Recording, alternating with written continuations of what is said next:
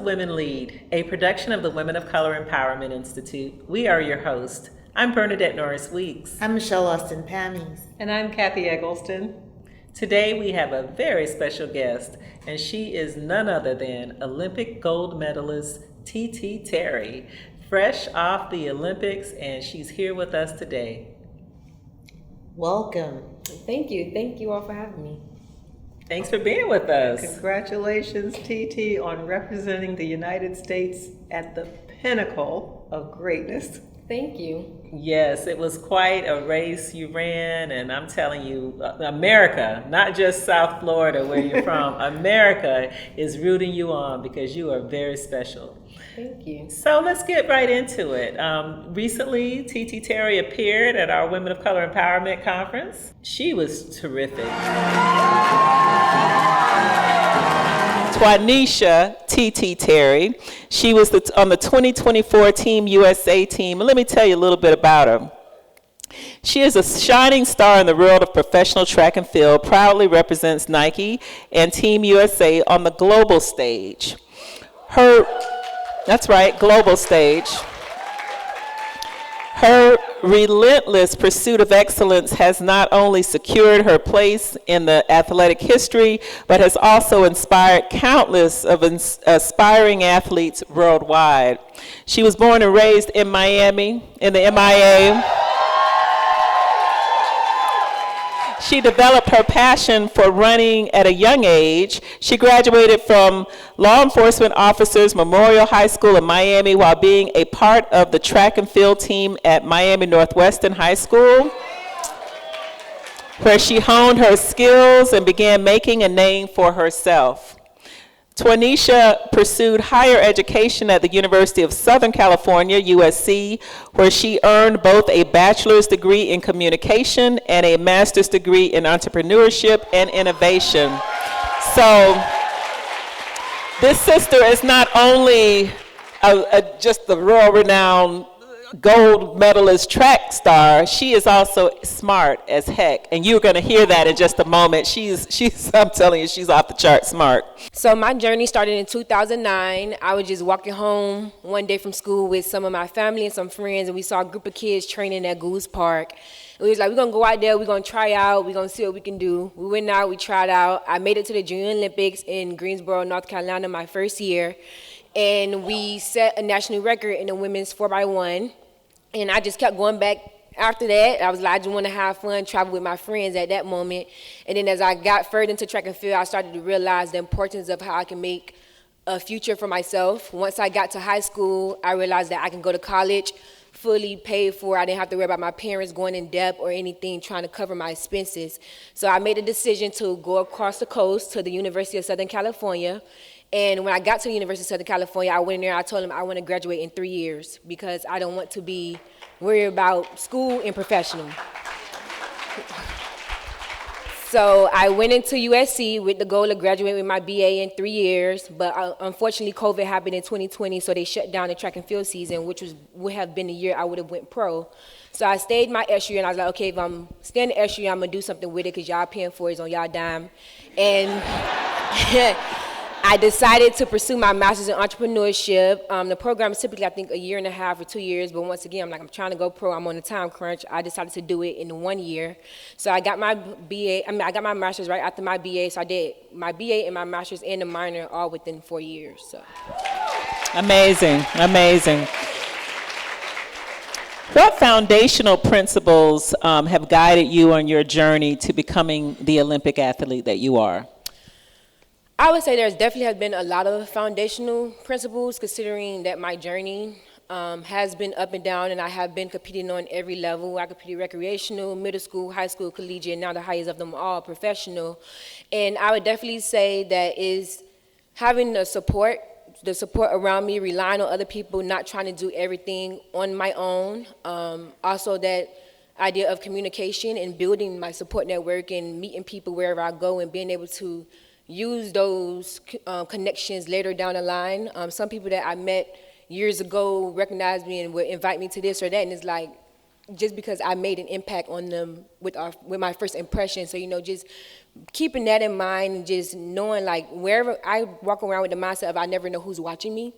So I try to make sure wherever I go that I'm kind to others, I'm receptive of others, I treat them how I would want to be treated, and that goes for whether you're at the top in your industry or whether you're at the bottom of your industry. I feel like everyone should be treated the same, and I haven't really realized the impact that I have on people. Majority of the time, people see me, want to take pictures, and I'm going to always agree to take pictures because you never know, you may meet your role model again. But one thing that stuck out with the impact to people is I'm a part of Star Athletics. We train in Claremont, Florida. It's a Nike group coached by Dennis Mitchell and Sharif Lewis. And we just got a partnership with Lake County, which is a county out in Claremont, and they decided to sponsor the track and our group. And the sponsorship came because of the impact that I made on one of the dude's daughter. He was like, yeah, you just stopped and took a picture with my daughter, and you were just so kind and open to her. And I was like, oh, I didn't even know this sponsorship came because of me, but I didn't realize the impact that I made on his daughter unknowingly. And then he showed me the picture. I'm like, oh yeah, I remember taking a picture with her. So that's a big foundation thing that I keep in mind, is that I never know who's watching and the impact that I'm making on others. There you go. So y'all be nice to people, all right?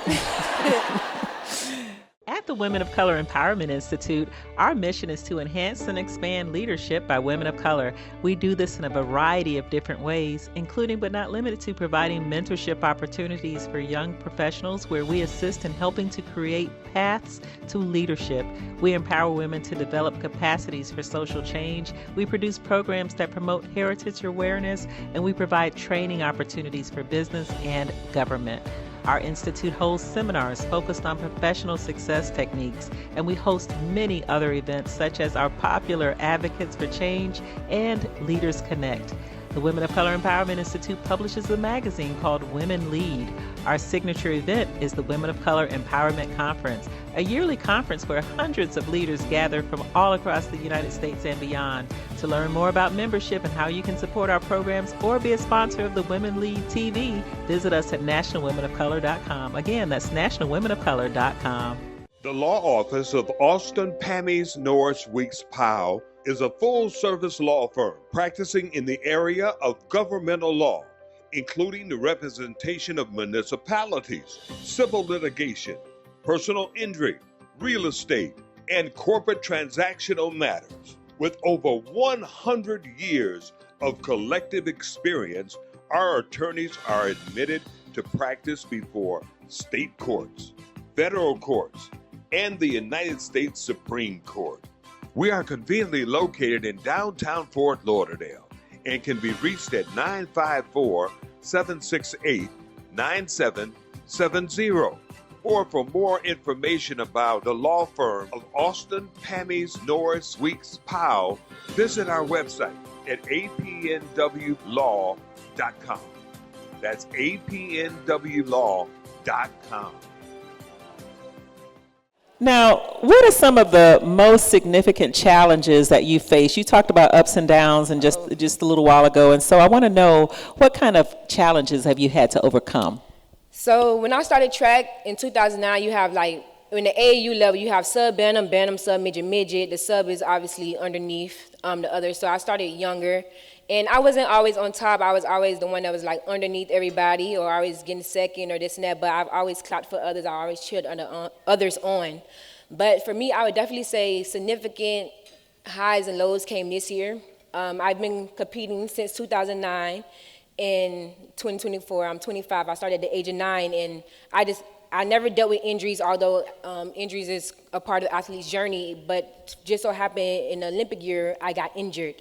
And I'm like, I don't really know how to deal with this injury. I don't really know how to navigate things, but I also was on top of it and getting everything taken care of. And no one knew I was injured until the Olympic trials, when the broadcaster mentioned it. And I didn't even know how he found out, because I never mentioned it. I didn't want people to think it was an excuse to use for the way I was performing, because I'm also hard on myself, so I felt like I was underperforming compared to the year that I had the previous year.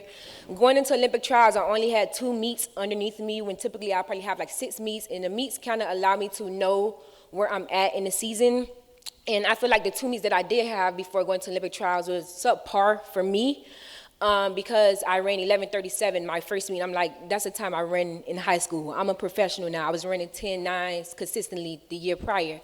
So for me, it was just a matter of changing my mindset and just going into Olympic trials and thinking, like, just rely on my support team and everyone that's a part of me, block out the noise, block out social media. So I actually took a break from social media, where I was off social media for maybe like 2 weeks prior to trials and even leading through trials, that I was able to avoid social media. I feel like my decision to avoid social media made a huge difference and a huge impact, because when I did get back on social media after I did what I did, people were saying, oh, how was it going to make it out the first round? How was it going to do this? How was it going to do that? And I feel like if I was on social media at the time, that it may have not 100% influenced me, but it may have had an impact on me, and it would have swayed me away from the confidence that I had. So going into the finals, I made it in with the last spot the last time. And anybody that know me, follow my track career, know all I need is that one opportunity. If I'm in the final, I'm gonna make something happen with it.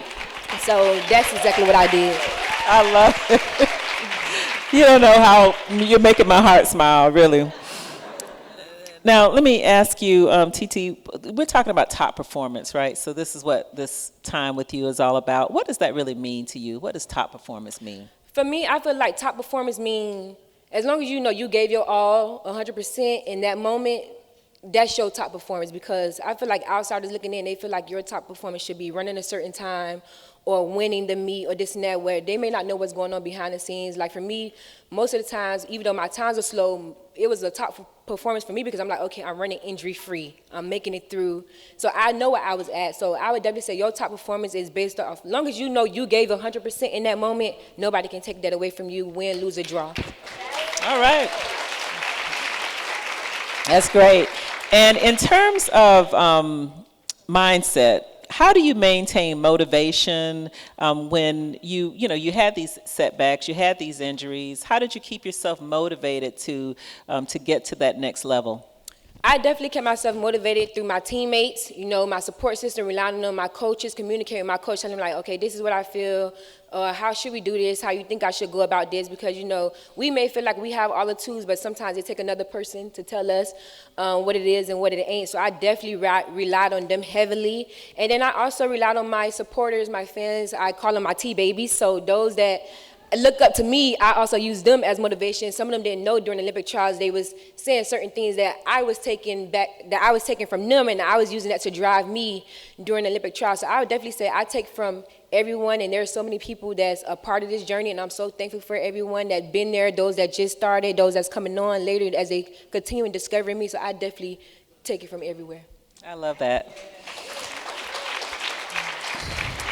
Now, in terms of discipline, how important is discipline in your training routine? Because, whatever she says, I'm going to apply it to my diet. I'm trying. So how important is discipline? I would say discipline is very important, especially in this level of competing, because everybody is the top of the top. Everybody is the best. And so you got to find them little things that separate you from others.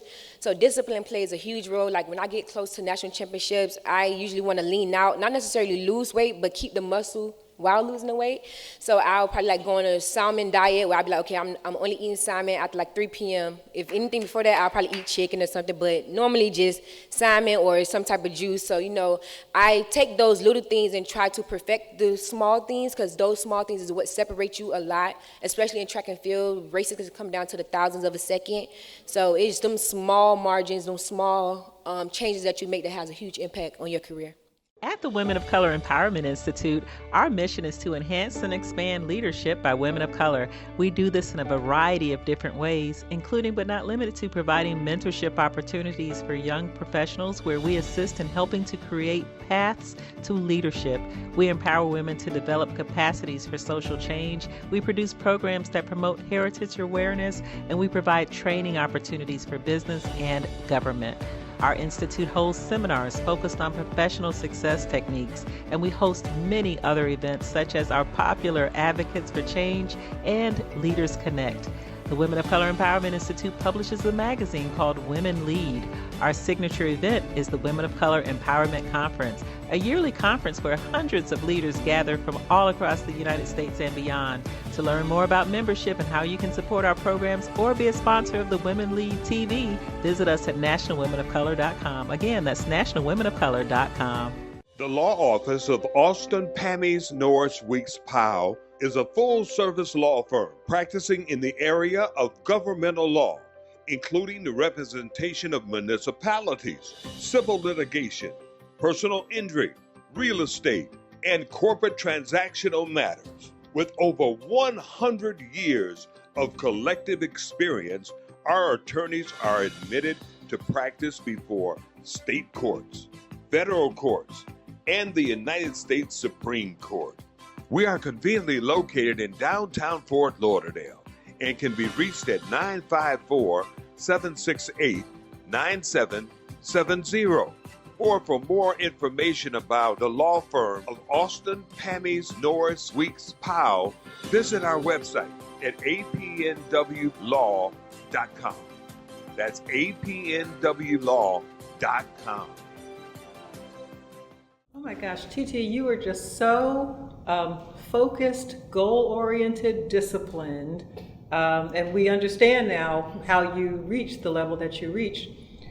Have you ever had an experience where you didn't live up to your own expectations? And tell us about that. I definitely did. I would say 2023 season. So 2022 is my rookie year. I did amazing. You know, typically when you change training groups and you come straight out of college to a new coach, most athletes don't have success right off the bat. Usually, but for me, I was able to have success coming into my rookie year and making the World Championship team in 2022, helping Team USA win a gold medal. And then 2023 came and I kind of did things differently. I shied away from writing down my goals and doing what I needed to do. And I experienced the downfall of me not doing what I normally stick to. In 2023, I didn't make the team individually, whereas I just made the team individually in 2022. So 2023, I did make the team individually in the women's 100, and then I didn't realize that I was carrying that through the whole season. The failure that I had at the championships, I carried that throughout the whole season. It was affecting the rest of the season, but I couldn't realize at the moment like what was going on or what was the effect. But I knew it had to be something mental because I wasn't doing what I needed to do at the 100. But when it came to the 200, I was running a personal best every time I stepped on the track. Like I ran a 200 maybe 6 times and I PR'd at least 4 or 5 times. So I'm like, I know it's something mental because I'm not performing in the 100, but I'm performing in the 200. The 200 is longer than the 100. And I was approaching the 200 different than what I would do in the 100 because I was putting more pressure on myself when it came to the 100. Whereas in the 200, I was just going and just having fun because people wasn't expecting me to do the things that I was doing in the 200. And then towards the end of the season, I met with a sports psychologist and he said something to me before my last meet. He was like, you have to forgive yourself for not making a team. And he was like, because all I keep hearing is you keep going back to you're not making a team, you're not making a team, and you just keep carrying that with you. You may not realize it, but out of our conversation, that's what I'm getting from you. And he was like, take yeah, but out of your vocabulary. And he was like, because you have an accomplishment, but you keep saying yeah, but, and you basically diminishing your confidence and your performances. I want you to take that out of your vocabulary and I want you to just go out there and have fun. So I went to compete the very next day and I ran 10:83. My PR is 10:82. Wow. So I was right off of my PR and I'm like, I had that in me the whole season. I just didn't know the burden that I was carrying throughout the season. So that was definitely an eye-opener season. And I still made the World Team in 2023, but I was selected as a non-discretionary pick for the women's 4x1, which is where the coach can pick 2 athletes that may have not made the team on their own to come and be a part of the team and compete at the World Championships in Budapest. So I was able to compete because of that discretionary pick, which I was grateful for, but at the same time, I kept telling myself, like, I'm not here for anything but a 4x1. Like, so my sports psychologist told me that I was basically diminishing my confidence. Like, basically, you belong there, you earned your spot there, although it was a discretionary pick. So that was something that I had to realize and move forward. And then that actually fueled me for going to 2024 because I was like, 2024, I want to put myself in the driver's seat. And that's what something my coach always say too. He's like, I'm not going to fight for y'all to get a spot on the relay if you didn't earn it. You need to put yourself in the driver's seat so that way you automatically most likely on the relay. So normally when you place top 3 at trials, typically you may be on the relay, or you may not, but for the most part you normally would be on it if you place top 3. So he's like, put yourself in the driver's seat and that way you won't be in this position, and that's what I did for 2024.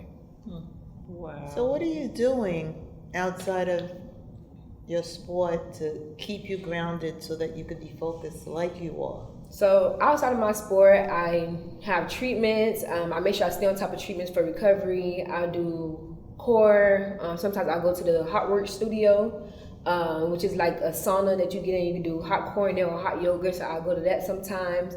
And then I'll change my diet up when we get closer to the national championships so I can lean out, so I can get more lean muscle as opposed to just completely losing weight. So I'll put myself on a salmon diet where I just eat salmon.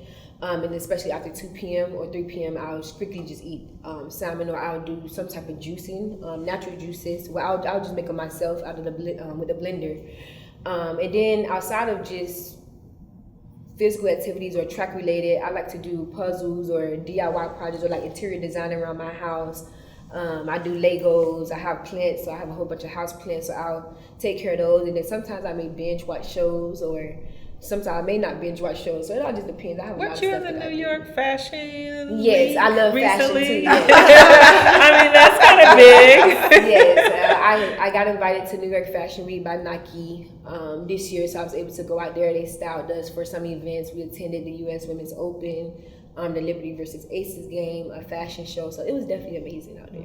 That's great. So I want to talk with you a little bit about sponsorships. I mean, I know you're sponsored by Nike. You mentioned that a little bit earlier, but how should people, and you're a South Florida girl, and this show is seen primarily in South Florida, and I'm wondering if people wanted to sponsor you and the work that you're doing. I mean, you're a great ambassador for just about anything. I can't imagine. I mean, you're smart as a whip and graduated with multiple degrees from USC, University of Southern California, right? Yes. So tell us, how would people reach you and sponsor you and help? Right. So right now I am sponsored by Nike. That's the only sponsor that I currently have right now. So I'm definitely trying to branch out and get more sponsors to get different streams of income to come in. And as long as they're not a competitive Nike and it's something that aligns with my values, I'm open to communicate with them about a potential sponsorship or brand deal.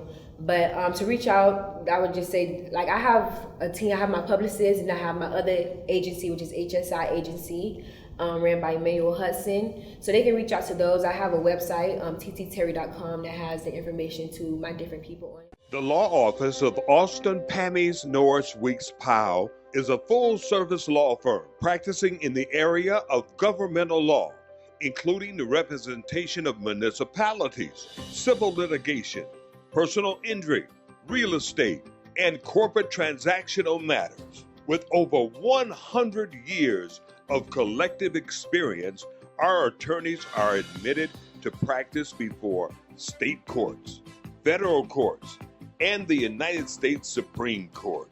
We are conveniently located in downtown Fort Lauderdale and can be reached at 954-768-9770. Or for more information about the law firm of Austin, Pammies, Norris, Weeks, Powell, visit our website at apnwlaw.com. That's apnwlaw.com.